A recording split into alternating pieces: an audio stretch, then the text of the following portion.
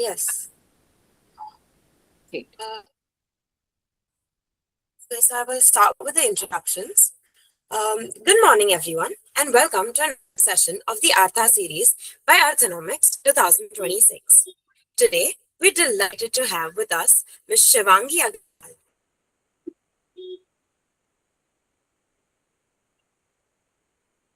qualified actuary, IIM Indore alumni, and all India Rank 1 holder in Series 7 Business Economics. We are excited to hear about her journey and learn more about the opportunities in actuarial science and data analytics. For you, I'd like to welcome Ms. Shivangee Agarwal and hand the session over to her.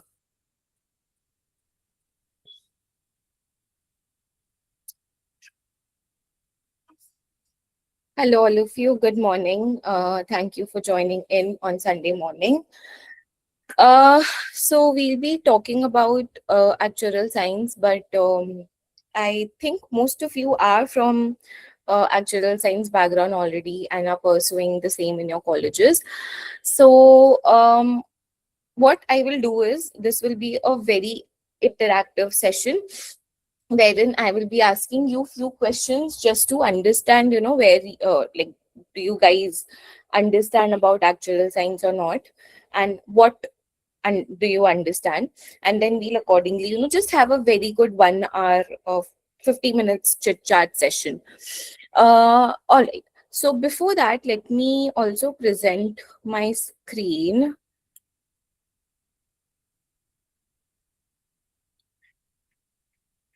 Um,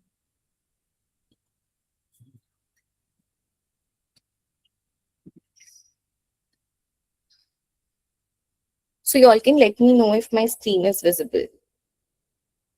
Yes, great. All right. So, okay. So you all can, whatever, you all can just put down your questions in between your answers, whatever we are going to discuss in the chat box, or you all can just raise your hands and let me know, unmute yourselves and let me know what your answers or your questions.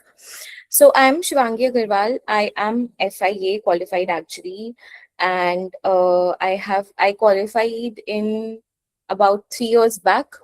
It took me approximately 7 years. Uh, it took me approximately 7 years to qualify, and yes, 7 years. And in between, there were approximately, I think, 3 to 4 attempts which I missed. 4 attempts to be precise, which I missed. I missed as in I did not appear for my exams.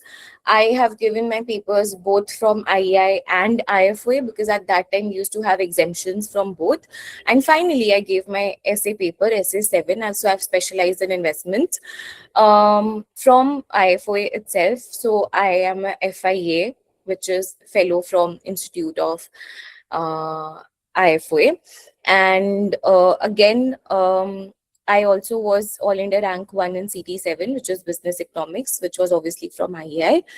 So yes, that's about me. I have been teaching since October 2018. So I started teaching in my third year itself.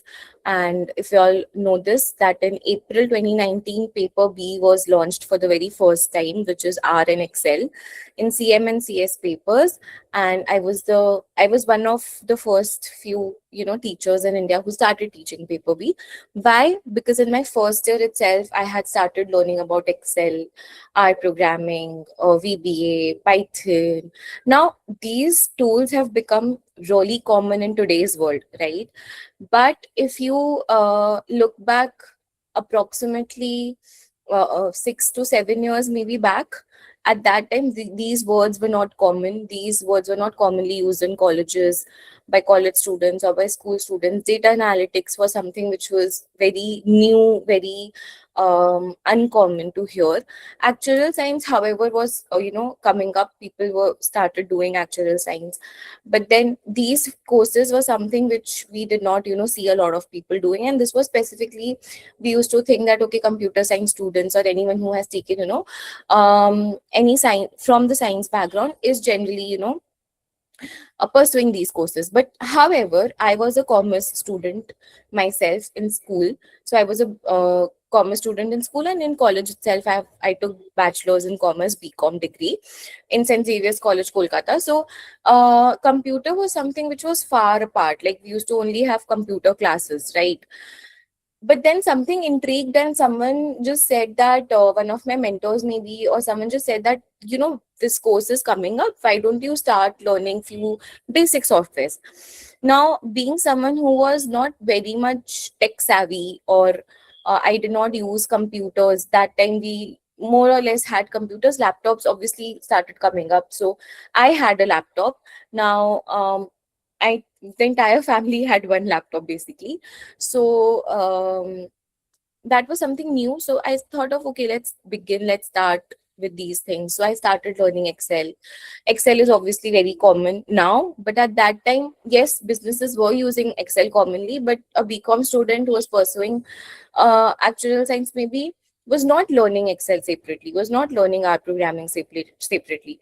So I started off doing that, and then in my third year, when suddenly, in like not in my third year, I almost graduated. I think after my graduation itself, this particular course also included Excel and R. And at that point, many, like only handful, I would not say even maybe 1 out of 100 or maybe 1 out of 200 people only knew about R programming. And this was one of my advantages. You can say that I also got two job offers only because I knew R programming. Obviously, I had good amount of papers cleared in my college, but apart from my actual knowledge, one thing which intrigued the interviewers was my knowledge in R programming. Um, no, Excel is again basic, so they don't consider that a lot. R programming is definitely an added advantage, and obviously, I got an opportunity to teach, right? So I started off at that time. Then I started teaching CS2, CB2. I started teaching paper B was what I started off with. ACIT I used to teach earlier, and then I started also teaching CP2 and CP3, which is modeling practice and communication practice. Slowly, gradually, when I gave SP5, I also taught that. SA7, a part of SA7 I taught. So that's my journey now. And in between, I was a part of one of the companies in Bombay. So I was in Bombay for 2 months, but then like fell sick, so I had to come back to Calcutta because the weather maybe was not suiting me at that time, whatever the reasons were. So I was 2 months working in Bombay. I was staying in Prabha Devi, and then now again I was a part of Big Four, one of the Big Fours. Also in between, I was working with a startup. So on and off, I was also a part of corporate, and I've been teaching regularly. Now, why I took approximately 5 minutes, 10 minutes to just give my introduction is not because I wanted to, give you my introduction. I just wanted to because you all are in your first year, second year. I want you all to understand that how opportunities help you, and you need to grab them. So the very first opportunity was when I was in my class 11, end of 11, which is for you guys junior college. In Bombay, you say junior college. So at that time, just my one of my cousins, she mentioned that her friend was doing actuarial science, and it's involving economics and mathematics, so you should pursue. I talked to her, like her friend. She gave me a very good idea, good picture of what this course looks like. And at that point, I did not, most of, like, no one knew about this course. So that is when I started pursuing this course after my school days, when I was in my first year of college. And then again, when I got to know about data analytics softwares, these courses, I started learning that. So the only point was to make you all understand that anywhere in your college, if you come across a new thing, now the new thing for you all is AI. So AI is something that you should start learning, at least how you can incorporate AI in Excel, or how you can use AI to generate basic prompts, how you can use AI, to generate codes for VBA, codes for SQL, which is something which companies are using. So this is a new part, right, which you should start learning. Another experience of mine is clearing 8 actuarial examinations. At that point, we had 15. Now you all have 13 examinations, as you're aware. Anywhere you feel off, anywhere you feel like, oh, I don't understand this, please write it in the chat box. Ma'am, I don't understand that we have 13 papers, 15 papers. So I already had completed first eight papers of actuarial science. So that was again something which was very good for me, proved an advantage for me, because when you start working along with uh, like full day of work, it's very difficult to give papers and clear them. Like you will meet a lot of your seniors who will say this, that oh, I'm still stuck with CS2, oh, I'm still stuck with CP1, oh, I'm still stuck with CM2 in my uh, office days, in my professional life. Because along with work, when you are working for like 10 hours, sometimes 12 hours, sometimes 15 hours, um, it's very difficult to, even take out 1 hour for your studies. But in your college, obviously, you have your entire day where you are just studying, enjoying, taking part in different societies. That's it, right? So what I want you all to understand is clearing as many papers as possible in your college life. First thing. Second, having good skill set. That skill set basically includes your communication skill, which will help you in clearing interviews. And skill set also includes technical skills like Excel, R programming. Although it's a part of your actual curriculum, but Excel is very basic, what we study in actuarial science. It's actually in depth. So at least having good advanced level of knowledge in Excel, good knowledge in R programming, good knowledge in SQL, good knowledge in VBA. VBA is again something which companies do use a lot. And then Python is something which, some companies use, some don't. So you can have a trade-off with Python. Second. Third is clearing as many papers as I said. And third is any new thing which you see and you feel like this might help you in your studies, that's something you should incorporate. So I would say that obviously now in today's world, it's artificial intelligence, AI, that you should be focusing more on. I would not say that completely devote your time to artificial and AI. What you need to do is, along with your studies, maybe 2 hours in a week, or 1 hour in fact in a week, if you're putting to AI, then that's great. So three, motivations. And obviously fourth one would be, do not, if any one of you is appearing from IFOA, IEI, SOA, there are three different bodies that we'll be talking about. So or in your college also. So do not miss any term, do not skip any term, because sooner you become a qualified professional, it will be very helpful for you in such a way that, you cannot study after a point, I feel, in life, because it's like only I'm studying. No, you have personal life also. So you need to qualify sooner in order to, also experience your personal aspirations which are there apart from your professional ones. And along with that, once you qualify sooner, there are multiple new things which are there to be learned, right? So then you start learning those new things, you explore new things. And at professional level also, it adds a lot of credibility once you say that, okay, I'm a qualified actuary. So these are four key takeaways from my past, I would say, 10 years of experience, 10 years of studying experience, and maybe 7 years of working experience in this field of actuarial science. Um, these four key takeaways, if you abide by, then you will be like really at a good place in your life after 5 years. And one thing, last thing, which is consistency. So if you have consistency in your life, if you are showing up every day, then obviously it adds a great value. So that's a good, lecture motivation that I've given you early morning. Now, quickly, I want you all, everyone, to put it in the chat box. Tell me, where do you see actuaries working in? Your friends, your seniors, your building friends, if you have any actuarial science building friends. Where do you see them working? In which field, in which company? You can mention the name of the company. Um, And try to be more specific. So when someone is saying risk management, Gaurav, what risk management? I see that a lot of risk is everywhere. Everywhere we have a risk. So exactly where? Insurance is again very common, like a very general word that you have mentioned. Which domain in insurance or which team in insurance? You can be more specific. Pensions is still fine, but pension you can again mention in pension what exactly they are doing if you have talked to them.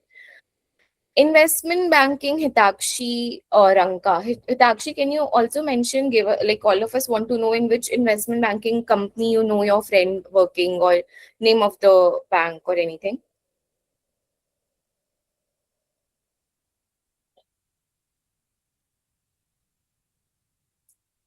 Krisha is saying general and life insurance. So again, a very, I would say, a big bracket. Financial risk analysis, Gaurav, okay.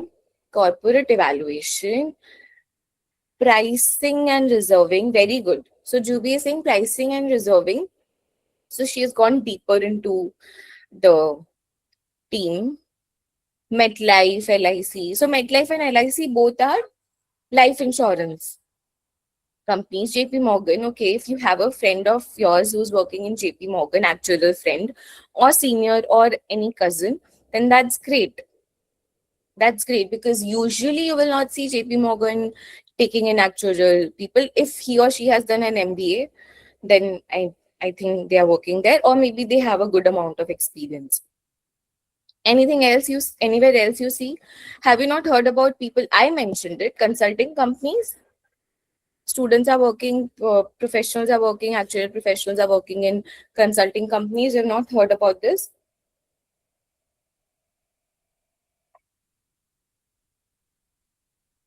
We talk a lot about consultant life. अरे क्या life है, they are just keep on traveling, but that consultant life is not what actual people do. We are mostly on the back end side where we are either consulting a company out of India, be it US, Middle East, UK, or Canadian companies, or those companies we are helping them with their pensions or pricing, or a lot of different places that we are helping them as a consultant. Yes, so Deloitte is there and other big fours, big six companies are there. So almost you have mentioned good, examples over here. That's amazing. Now, if I tell you that this is growing, right? This is growing in the sense that there are new startups which are coming in this domain. Startups as in people who were like 20 years of experience in insurance, they are now opening their own startups and then they are hiring actual professionals. You will see a lot of new life insurance, non-life insurance companies which are coming up. You've heard about GoDigit, you've heard about Acco. So these companies are relatively new companies which have come in and they're hiring actual professionals. But a lot of new ones are also coming. So if you've heard about IRDAI, IRDAI is insurance regulator in India. So you will see a lot of companies, they have put in their quotes with IRDAI. They are in talking terms and maybe they will be coming up in India and hiring uh, actual professionals. So again, we are a part of financial services, which is constituting more or less 35% of the Nifty 50. So we are basically contributing, we are a part of that big domain in India, which is contributing 35% approximately to GDP, because Nifty 50 is a very good way of understanding the GDP composition of India, right?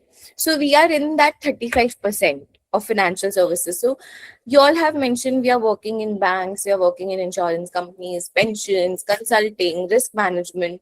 A lot of these places we are already working in, and a lot of new companies are coming up who are hiring professionals like us because of the diverse knowledge that we have.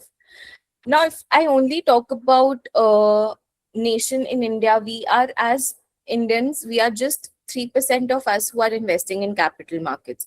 But if you see, if you compare it with US, US, 55% people over there are investing in capital markets. So just imagine in India, given the population, if even if 15%, 20% people start investing in the capital markets, you can just imagine the level of growth it will have. Again, more or less 4 to 5% people are only buying insurance products. If you compare with global average, it's somewhere now 7.5 to 8%, right? So if in India 10% people start buying insurance products, be it life, non-life, just imagine the level of demand it will create given the population size we have. So we see that India is growing at this particular rate, and you compare with other developing or developed nations, those are not growing at this particular pace that India is growing. So I just want, I've made these slides just to show you all the kind of demand that financial sector will have. And if financial sector is growing, there will always be a demand for actuarial students. We have not reached the pinnacle. We have not reached the peak. We are just starting at the graph of emerging pathway. It's a long way to go that we reach pinnacle, a place where we say that, okay, now the market is saturated. There is no place for new professionals. No, we are still not there yet. The maturity in this particular profession has not come. So if you have or are already there in this particular career, you have actually chosen a very good career for yourselves. However, anything which is very good, very rewarding will definitely come with a lot of hardships, hard work, discipline, consistency. And that you have to show in this profession in order to qualify, right? And in order to basically eat the fruits. So I have made few slides over here. I just will quickly go through.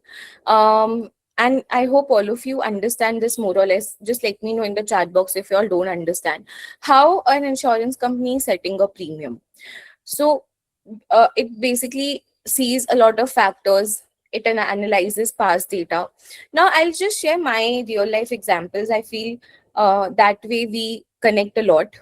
So in 2024, which is I got married in the year 2024, but just before that, 6 months before that, my mother was having she was having chest pains since a lot of, like, maybe a lot of days, I think 2 months. So we took her to a heart surgeon. He stays in my building only, so he's a, like, we know him personally. Now, what happened, he mentioned this, that earlier, almost in, if you see anyone having any heart issues, 95% were males. As in 95% patients were male. Now, that ratio has changed so much that approximately 60, 65, or sometimes 70% are male and just are female. So wherein 5% females had heart issues, now it's gone up to 30-35%. So when you hear this, people saying that in actuarial science, we say that we have an assumption that females live longer than male. If you follow the Indian standard table, or if you see the UK tables, you will see that female mortality is always lower compared to the male mortality, right? So now the dynamics are actually changing. This is because of lifestyle change. Earlier, smoking was very common among males. Now it's also common among females. People are going after e-cigarettes, hookah. These culture which is coming up is also now common for women. So that is one of the reasons that the heart disease is also increasing in females, right? So now the dynamics is changing. Now, why have I mentioned this? When he told us this thing, so I instantly connected it with my knowledge in actuarial science, that okay, we used to study that women have lower mortality rate, but now that is changing. In mortality rate also, you have various cases. Like, for example, if you say that so many percentage of people are dying in India, now you can divide that into groups. How many people have died due to heart disease? How many people have died due to accidents? How many people have? So there are different categories which you can group. And even in these categories, the proportions are changing. So if I say people dying due to disease, the proportion is changing. People dying due to any other factor, the proportion is changing. And overall, if you see, you say that due to betterment of standard of living, we say that the mortality rate in general is going down. If we say that the mortality rate is in general going down, but if you dive deeper and you see these subsections, if you see these different, ways or maybe causes of death, among these, you will see that there is a lot of variability. If people are dying more due to heart attacks, then there is place where people are dying, other causes where people are dying less, and that's how it's averaging out. I hope you all can understand what I'm trying to say. Now, this is one of the reasons, if you have studied, we talk about mortality projection. What's mortality projection? Here in 2026, I'm standing and I'm trying to predict mortality rates of people in 2030, in 2031, 5 years down the line. What will be the mortality rate of a 60-year-old female? That will not only incorporate one aspect, but a lot of aspects.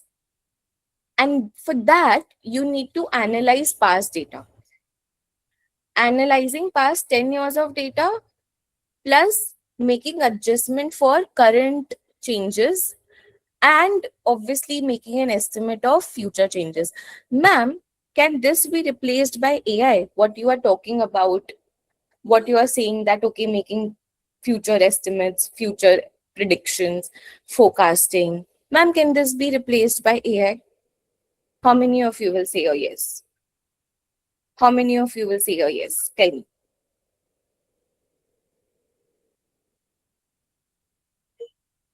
Chat box में लिखो ना. Just write it out in the chat box.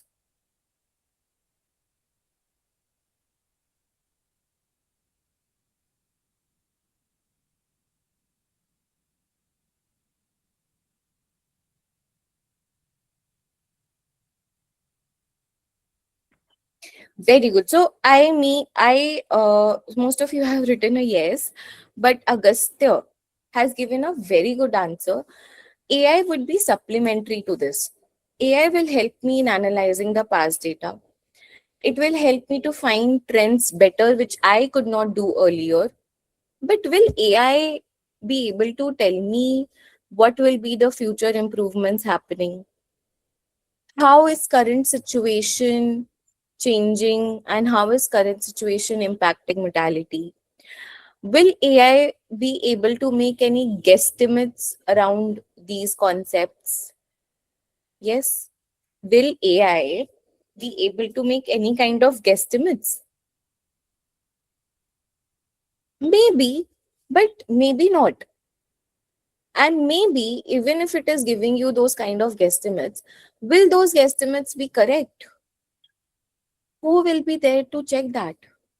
Us, qualified actuaries with years of knowledge, with years of studying, understanding the practical and the theory part of it. We are there to understand that whether these guesstimates are correct or not, accurate or not, and apply our judgment into this, right? So, yes, AI will be a supplement. As you know, the data analytics tools are programming, Hadoop is for big data. So, these softwares help us, makes our life easier. At the same time, AI is here to make our lives easy. Okay. So, yes, the professional will not be replaced by AI, right? So that's a part of it. Now, how past data is, now we need to analyze past data and then we need to incorporate our judgment, and that's how we do forecasting and prediction.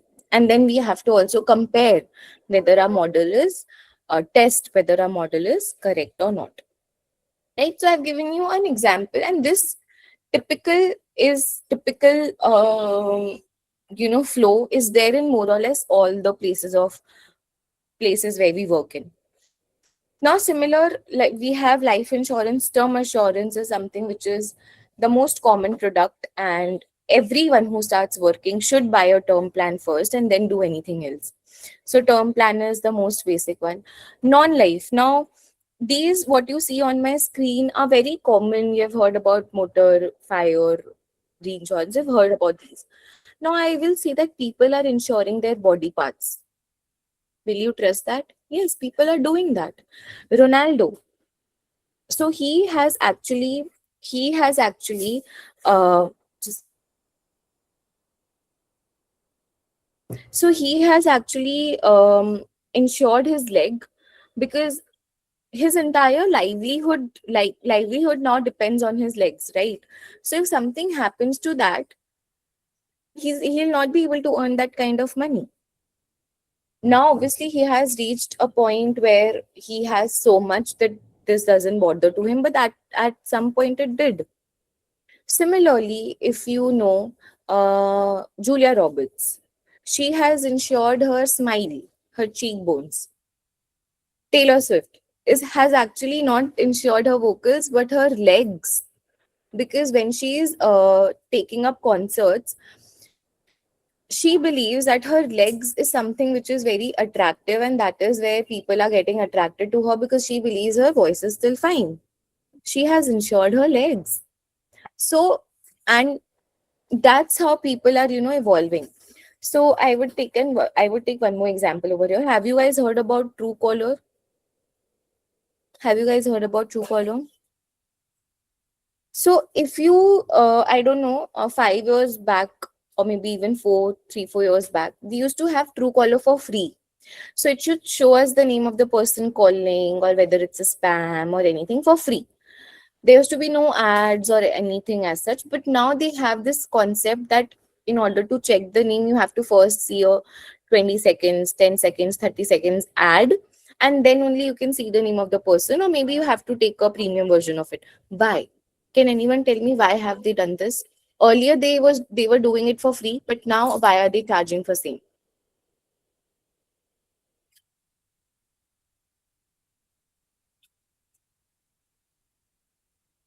Tell me, why are they charging?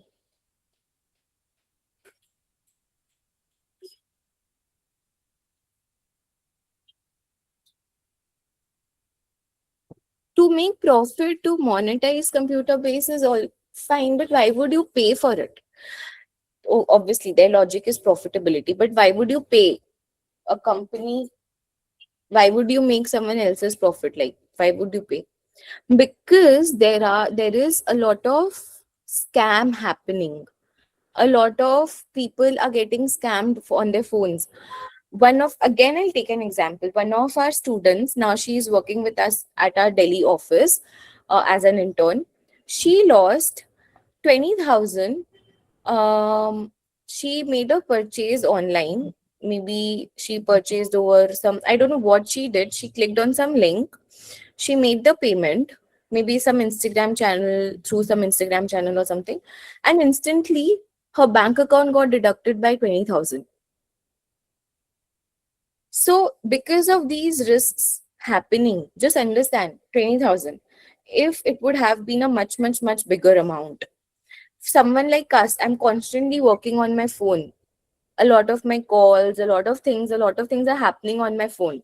So for professionals like us, our phones are very important. So if something happens, a spam like this happens, then what will happen? I have to protect my phone, I have to protect my calls, I have to protect my bank accounts, all my details which are there. So Truecaller entered into a merger with HDFC Ergo, and they launched this spam protection. And people are buying it. Why not? People like me who are getting like multiple calls during the day from students, and most of it are unknown numbers. I would believe that I might miss some important calls. So I have to pick all the call. Some of the calls are unnecessary. Those are spam calls. Or maybe advertisement call from companies. If I buy Truecaller, their premium version, then I would avoid those calls. My time has saved. So, as and when you will see that there are new financial risks coming in, there will be new financial products coming in to mitigate these financial risks. And that is where risk management comes in and actual professionals come in. We've talked about credit crisis, we've talked about banking frauds, but about what about these new frauds which are coming up? You need to talk about these new frauds as well, right? So that's where these new products are coming in. Mortgage insurance, something which we are doing from ages. So when we went to buy office, so they said that you will have to have a mortgage insurance first. You will have to have a term plan first. They said you have to have a term plan first, and then only you can buy this property, because if something happens to you, who will pay the loan amount to us? Similar to what mortgage insurance is. If you go for a home loan, they will ask you first to apply for a mortgage insurance, and then only you can apply for a home loan. Something which has been going on since a lot of years now. Pension, we've already talked about pension premium. So this is what I was talking about. Uh, Taylor Swift has taken. Now there is no specific company who's coming up and selling these products. There are syndicate of insurance companies. They specifically, because obviously I will not go and insure my legs worth for rupees $40 million, right? The company will not sell it to me only. What is there in my legs that I will be insured for $40 million? So these are unique products, and companies are, or maybe syndicate group of companies coming in, and they are providing these products on the basis of personalization, right? Yes, people are insuring their vocals. So Amitabh Bachchan, I am not pretty sure of it, you can just go and make a search of it. He has insured his because obviously he is known for his voice, insured his this thing. So and again, let's talk about Olympics. So let's just suppose we are going to have Olympics in a particular country 2 years later. Obviously, the preparations start much before that. Something happens and the entire Olympics gets cancelled in that country. Just imagine the level of risk and financial loss. Tickets, air flight tickets, hotel stays, venue, people, their salary, like everything goes into a vein. So even these big events, these big activities, all of these are insured. All of these has to be insured because there is a huge financial loss attached to it. So when we're talking about Olympics, again there are syndicate of companies coming in together, be it banks, big banks, and providing this kind of insurance, right?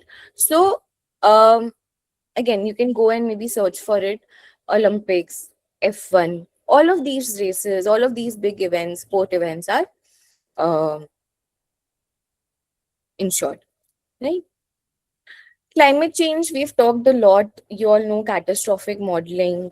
So climate change is one of the biggest reasons why we are having what we are having. We see, so in US, something like hurricanes, east side, west side, uh, hurricanes are very common, and over there people are buying PNC products a lot, property and casualty uh, products a lot. So PNC is very common in US. In UK, if you see, life insurance is very common. So again, depending on the demographics, the products are also changing. um, AI insurance, crop insurance, cryptocurrency insurance, all of these all of these are recent. Recently we are seeing that people are, actual professionals are working in this. There are a lot of consulting companies who have dedicated cat modeling team, dedicated AI team coming up also. So I can again give you an example. Like, my brother is working in one of the top consulting companies in India, and what he is currently doing is trying to check how AI can be incorporated in one of the companies. So big things like these are something which are not common earlier, but now it is becoming common, right?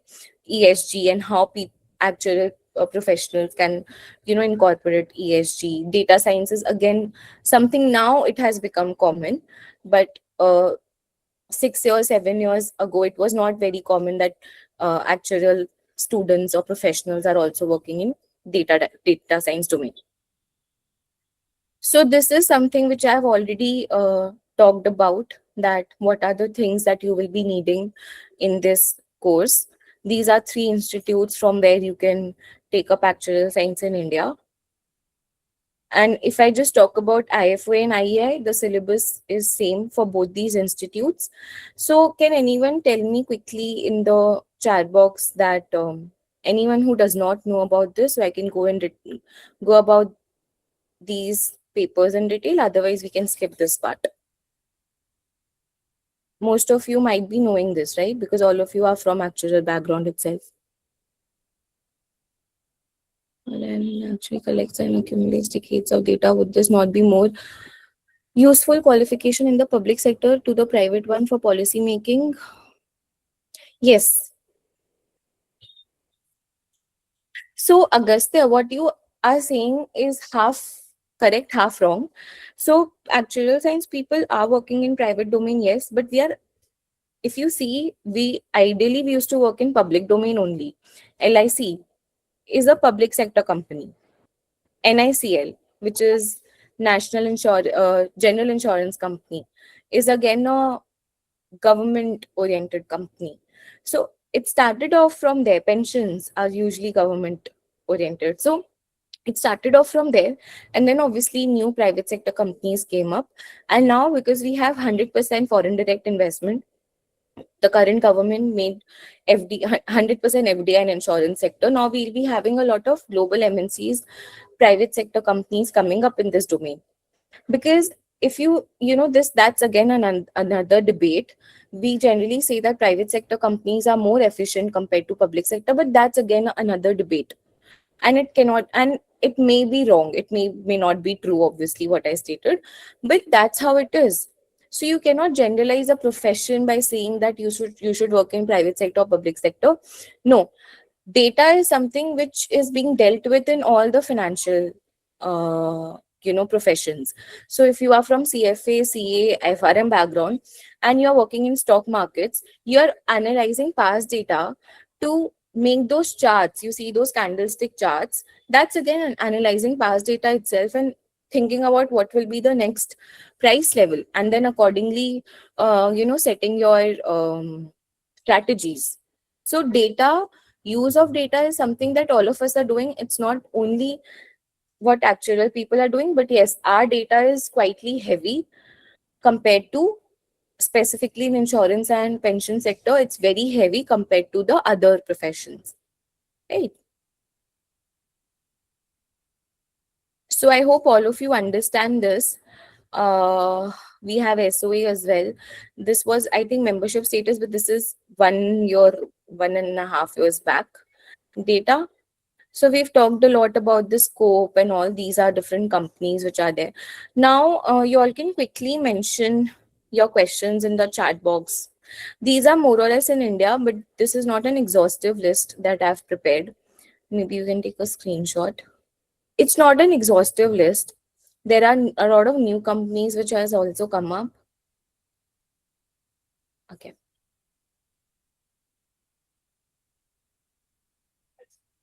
Okay. So if you all have any further questions, now you all can ask.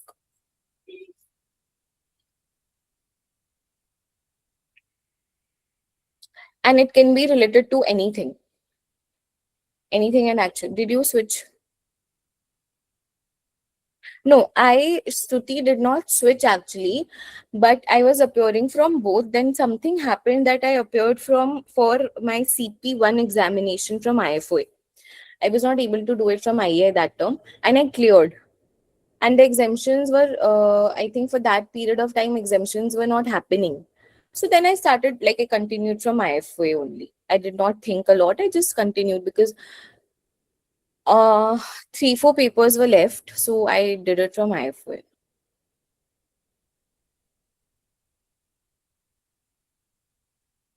But there was no specific reason as such. It was just that I appeared for one paper, cleared it, and there was no exemption policy left. So I had to continue from IFOA.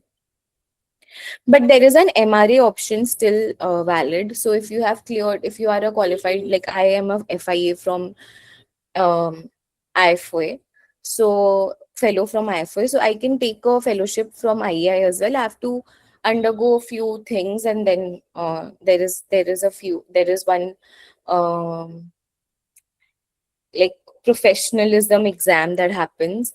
You have to go to their wherever they are conducting, and PPT and a lot of things are there. And then I can also take a fellowship from IEI and SOA also. Once I qualify from IEI, I can take it from SOA also. Any other questions?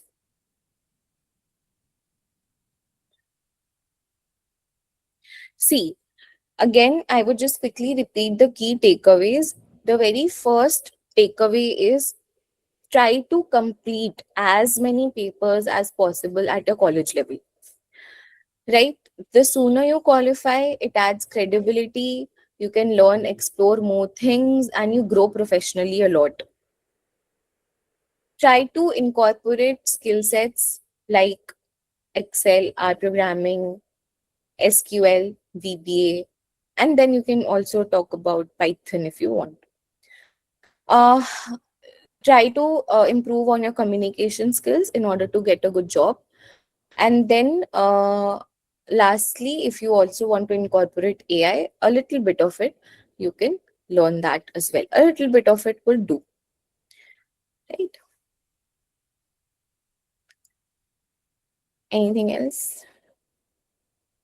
And also, in order to, clear as many papers as possible in your college life itself, you will have to try and incorporate things which will help you effectively and efficiently qualify the papers as soon as possible.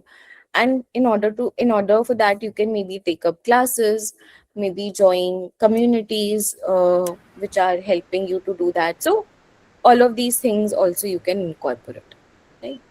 Mihika is saying, corporate finance analyst, CFA, corporate finance analyst seeking individual benefit more. No, it doesn't matter. I mean, I did not understand your question. Are you talking about IFOA versus IEI? That is what you're asking? No, both institutes are equal. Okay. Anything else?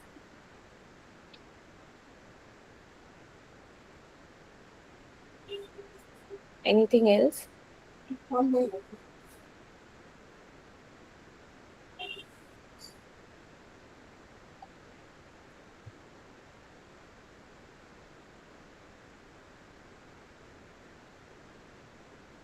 Any further questions? So I think we don't have any further questions. I've added more or less everything, covered more or less everything. I did not talk in details about the individual papers because I believe that is something all of you might be knowing. However, yes, we discussed about the future of actuarial science, where we are heading to, and where do we see ourselves in next 5 years. Gaurav, at college level, very difficult to understand the specialization paper. But once you start working, if you start, let's suppose, working in life domain, then maybe, and you even start liking that, so you can appear for papers like essay two, essay 2, essay 1 papers, which are life papers. And if you also like investments, you can think about giving SP5, which is a good paper to learn about investments. If you want to again start working in GI, then SA3 is what you can appear for. Now that will depend on where you have started working. So, and also, for example, you've worked 2 years in life insurance and you are not very much sure about it. So you've just started off, you're maybe 21 or 22.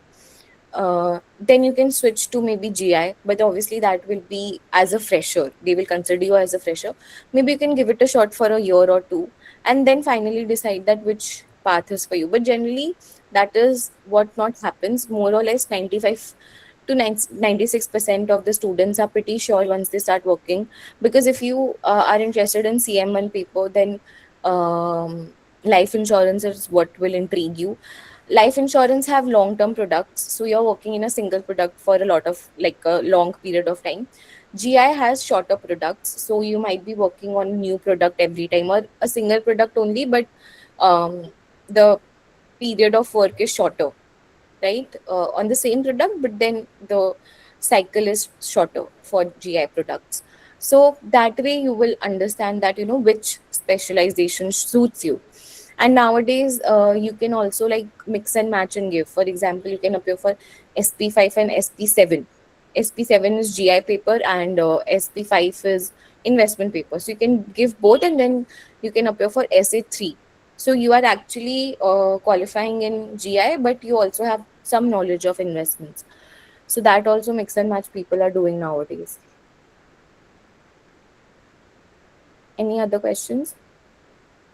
So I think I've answered all your questions. Thank you so much. You can connect with me on LinkedIn. I think I can ask Krisha to share my LinkedIn ID with you all. And if you all have any questions, you all can do ping me up. Okay. All right. Thank you so much for having me. We In future we might also have more such sessions. Thank you so much, ma'am, for such an insightful session and for sharing your journey and experiences with us.